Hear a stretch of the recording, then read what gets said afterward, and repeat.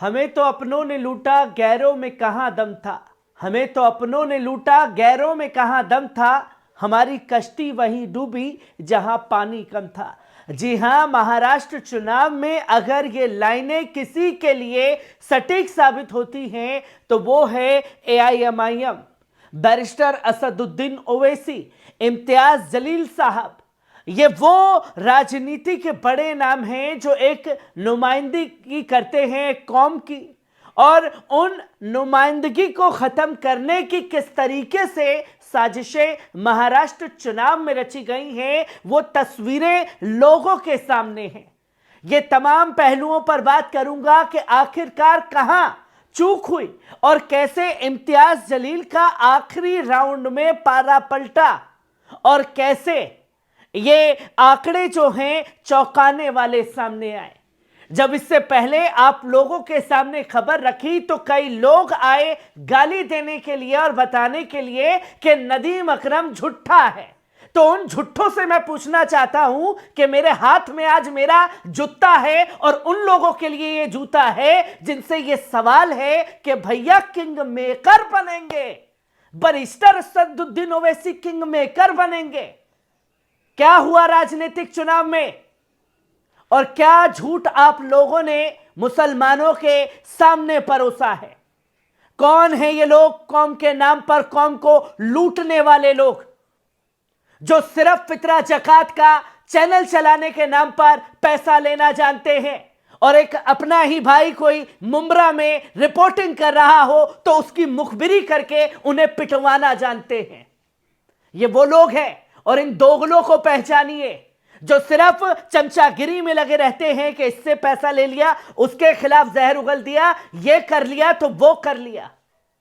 ये चुनाव के आंकड़े में ये जूता आज उन लोगों को ढूंढ रहा है जो खास तौर पर ये कहते हुए नहीं थक रहे थे कि भैया किंग मेकर बनेंगे। महाराष्ट्र में किसी की सरकार नहीं बन रही है। कौन सी एकेडमी से निकल करके ये सहाफत का चोला आपने पहना है कि सिर्फ चूना लगाने का काम जो है कौम को किया जा रहा है। और इनकी नालायकी की क्या ही बात की जाए दोस्तों, ये साफ तौर पर कहते हुए दिखाई दिए कि भैया बैरिस्टर असदुद्दीन ओवैसी के साथ हैं, पर मुंब्रा में जिस सीट पर बैरिस्टर असदुद्दीन ओवैसी का उम्मीदवार था ये वहां उनके साथ नहीं थे, ये बल्कि अजीत पवार के उम्मीदवार के लिए जो मुस्लिम उम्मीदवार थे उनके लिए वोट मांगने निकल आए और उनके लिए नुमाइंदगी करने के लिए निकले। ये तमाम वो तस्वीरें हैं, और ये भारतीय जनता पार्टी के दलालों को खास तौर पर पहचानने की जरूरत है, जिसकी तस्वीर आप लोगों के सामने एक एक कर परत दर परत रखूंगा। और मैं माफ कीजिएगा, आप लोगों को कानों को सुनाने के लिए कोई ऐसी बात नहीं करूंगा जिससे लोग कमेंट में आकर के लिखे वाह नदीम भाई माशाअल्लाह सुभान अल्लाह, आपने बहुत ही बढ़िया रिपोर्ट की है। नहीं चाहिए ऐसी शाबाशी, और नहीं चाहिए ऐसा झूठ जो अपने ही भाइयों के खिलाफ उतर करके ये बताया जाए कि भैया हम तो मुसलमान का बड़ा चेहरा है।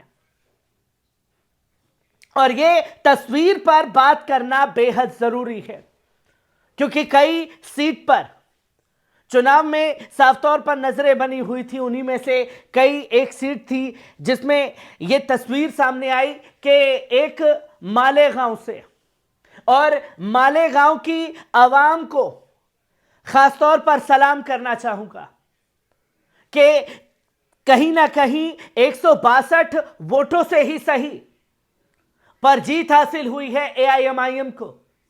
और मुसलमान आज भी समझने को तैयार नहीं है कि आपकी नुमाइंदगी को खत्म करा जा रहा है, कभी किसी चेहरे को दिखा करके तो कभी किसी चेहरे को दिखा करके।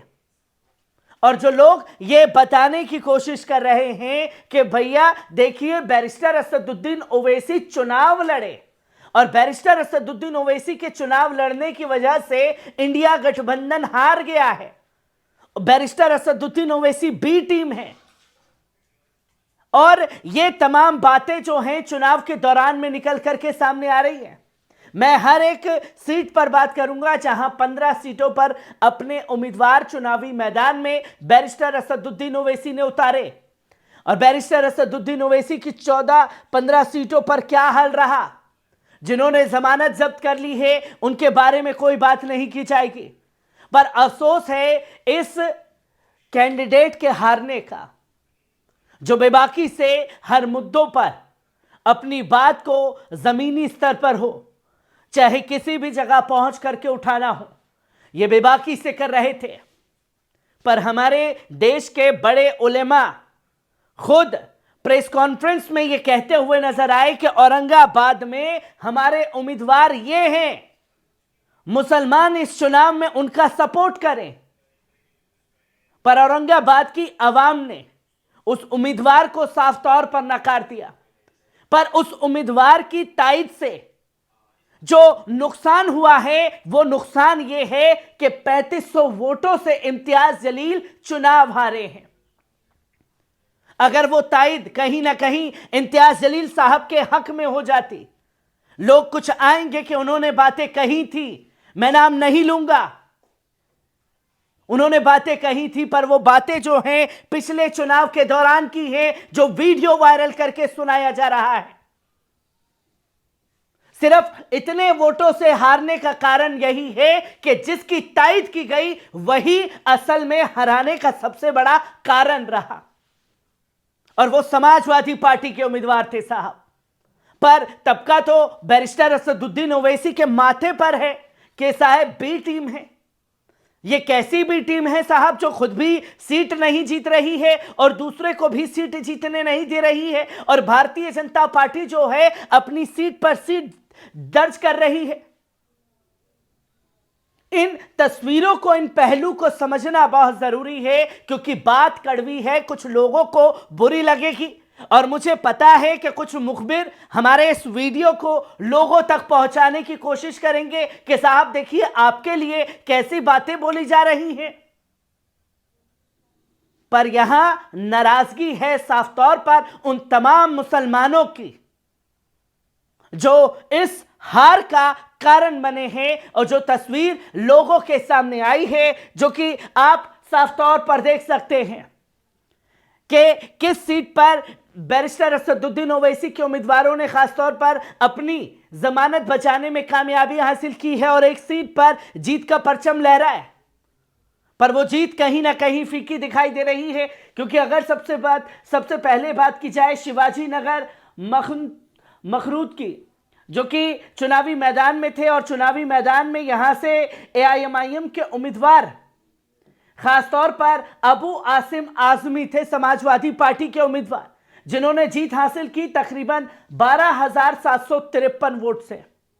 मैं 12,000 वोट से अपनी जीत का परचम लहराया अबू आसिम आजमी ने, और दूसरे नंबर पर बड़ी बड़ी राजनीतिक पार्टियां ध्वस्त हो गई, और उस सीट पर बैरिस्टर असदुद्दीन ओवैसी के उम्मीदवार तकरीबन 42,027 वोट लेकर के आए। महज 12,753 वोटों से चुनाव हारे, और एक कड़ा मुकाबला देखने को मिला इस सीट पर अबू आसिम आजमी के खिलाफ में। वहीं आप दूसरी सीट खास तौर पर देख सकते हैं मालेगांव सेंट्रल, और मालेगांव की आवाम को सलाम, जिन्होंने इस जीत का परचम लहराया है। महज 162 वोट से अपनी जीत जो है मुफ्ती मोहम्मद इस्माइल अब्दुल खालिक साहब ने दर्ज की है। एआईएमआईएम के उम्मीदवार, एकमात्र मुस्लिम उम्मीदवार जो जीते एआईएमआईएम के, जिनकी तस्वीर लोगों के सामने है। और आज हम ये साफ तौर पर देख रहे हैं, जो तस्वीर लोगों के सामने है कि महज 162 वोटों से ही सही, क्योंकि राजनीति में कोई एक वोट से जीते चाहे 162 से जीते, पर जीत होती है जो आखिरी पल में दर्ज की गई है, जिसकी तस्वीर आप लोगों के सामने है। वहीं आप देख सकते हैं दूसरी सीट जहां जमानत बचाने में कामयाबी हासिल की, वो सीट है करंजा महाराष्ट्र, जहां पर मोहम्मद यूसुफ जो चुनावी मैदान में थे और ऑल इंडिया मजलिस इत्तेहादुल मुस्लिमीन के उम्मीदवार थे, जिनकी तस्वीर लोगों के सामने है कि एक ये सीट है जिस पर अपनी जीत का परचम लहराया है भारतीय जनता पार्टी ने, और तकरीबन 53,000 वोटों से हार हुई है। पर यहां जमानत उन्होंने अपनी खास तौर पर बचाई है। वहीं अब बात की जाए औरंगाबाद सीट की, ईस्ट की, जिस पर सबकी नजरें बनी हुई थी, और अब इस डिफरेंस को आप लोगों को बताने की कोशिश करूंगा। किसी का नाम नहीं लूंगा, पर यह सोचने की जरूरत है कि अगर वहां उस प्रेस कॉन्फ्रेंस में यह ऐलान हुआ होता कि इम्तियाज जलील हमारे उम्मीदवार हैं, तो क्या हो जाता।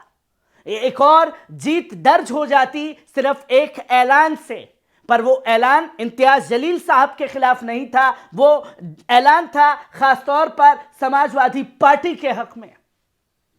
अब कौन यहां पर बी टीम बना है, इस पहलू को देखना समझना बहुत जरूरी है। सबसे पहले बात की जाए औरंगाबाद सीट की, जहां 93,274 वोट हासिल किए भारतीय जनता पार्टी ने।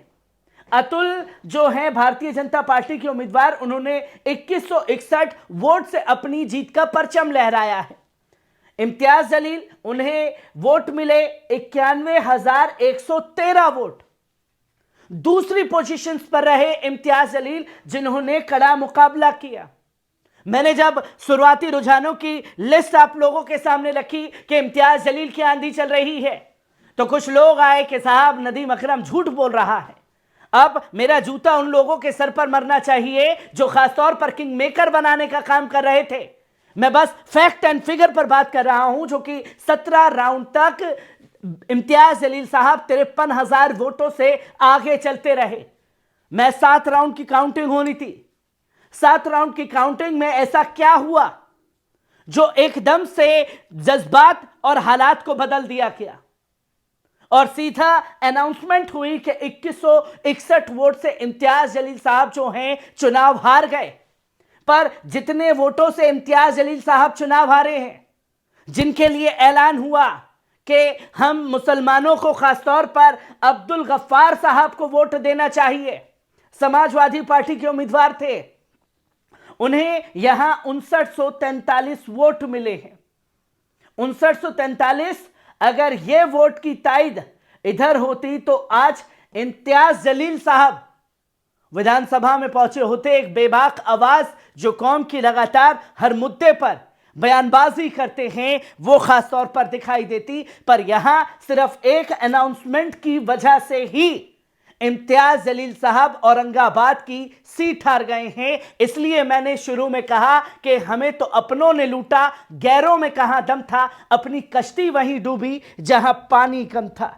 वहीं आप खास तौर पर देख सकते हैं कि एक और सीट है जहां जमानत बचाने में कामयाबी हासिल हुई। औरंगाबाद सेंट्रल तकरीबन 77,340 वोट जो हैं एआईएमआईएम ने हासिल किए। वहीं एक और सीट है भिवंडी, यहां जमानत बचाने में खासतौर पर कामयाबी हासिल की है वारिस पठान ने। पर अब बैरिस्टर असदुद्दीन ओवैसी साहब को भी ये खासतौर पर समझना होगा कि सोशल मीडिया पर दिखने वाले चेहरे जो बयानबाजी अच्छी कर लेते हैं, पर जमीनी हकीकत में वो वोट हासिल नहीं कर सकते। कोई पार्टी को अपनी नई स्ट्रेटेजी के तहत काम करना पड़ेगा। जो महाराष्ट्र में सबको उम्मीदें थी, वहां एक बहुत बड़ा नुकसान हुआ है जिसकी जानकारी लोगों के सामने है। वहीं आपके सामने रखेंगे अगली सीट जहां जमानत बचाने में कामयाबी हासिल की, वो है सोलापुर सिटी सेंट्रल, जहां तकरीबन वोट मिले बैरिस्टर असदुद्दीन ओवैसी के उम्मीदवार फारूक मकबूल सबादी को 61,428। तकरीबन दूसरे नंबर पर रहे, कांटे की टक्कर चली। 48,850 वोटों से हार हुई है, जो तस्वीर लोगों के सामने आई है। और इस सीट पर भारतीय जनता पार्टी ने जीत हासिल की है। 15 में 7 सीटें ऐसी थी जिसमें जमानत बचाने में कामयाब रहे। कई जगह पर कांटे की टक्कर देखने को मिली, जो कि नतीजे लोगों के सामने हैं। पर सबसे बड़ा सवाल यही है कि आपको क्या लगता है कि एआईएमआईएम की हार का सबसे बड़ा कारण महाराष्ट्र के चुनाव में क्या था?